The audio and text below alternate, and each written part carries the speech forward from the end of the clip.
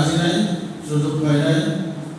আজকে শুনলাম এখানে একটি প্রস্তুতি মিটিং হবে, তো এখানে যেহেতু আসি, এখানে আসার সুযোগ দিয়েছে, সুযোগ পেয়েছি, আলহামদুলিল্লাহ। এরকম 19 দিন ব্যাপী মাহফিলে এরকম একটি প্রোগ্রামে আসতে পেরে মহান মনিবের দরবারে শুকরিয়া মস্তক অবনত করছি। আগে সিরাতুল নবী সাল্লাল্লাহু আলাইহি ওয়াসাল্লাম আমরা ছোটকালে দেখেছি, ছোটকালে বাবা সাথে ওই সমস্ত মাহফিল করতে যেতাম।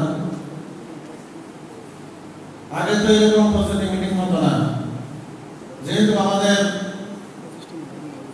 এলাকার জনসংখ্যা অনেক বৃদ্ধি পেয়েছে, এখন প্রচারণা অনেক বেশি করতে হবে, এটাই স্বাভাবিক।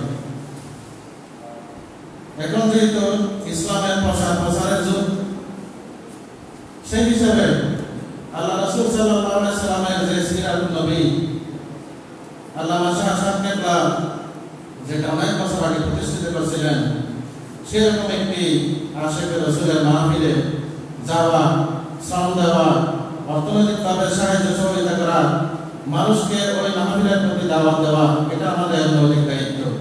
এটা শুধু সুন্নতির নয়, এটা শুধু সরকারি লোহাগাড়া মানুষের সম্পদ নয়, এটা পুরো বাংলাদেশের সারা আন্তর্জাতিকভাবে এই মাহফিল বর্তমানে স্বীকৃতি লাভ করেছে। এটা পুরো বাংলাদেশ থেকে এই মাহফিল শোনার জন্য সারা বাংলাদেশের মানুষ আগ্রহে অপেক্ষা করে। সেই হিসাবে অনেক ব্যয়বহুল একটি মাহফিল, আমরা জানি। এই ব্যয়বহুল মাহফিল এটা আল্লাহ রাব্বুল আলামিনের একমাত্র সাহায্য ছাড়া এখানে কারো পক্ষে নিয়ন্ত্রণ করা সম্ভব নয়।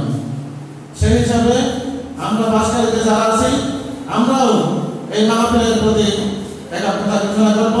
মাহফিলের সার্বিক প্রস্তুতিমূলক যে কোনো কার্যক্রমে আমরা অংশগ্রহণ করব এবং যে কোনো অর্থনৈতিক পরিস্থিতির মোকাবেলায় আমরা এই সিরাত কমিটিকে আমরা সর্বাত্মক সহযোগিতা করব। এই মানসিকতা ব্যক্ত করে আমি আমার সংক্ষিপ্ত বক্তব্য এখানে শেষ করছি। আসসালামু আলাইকুম।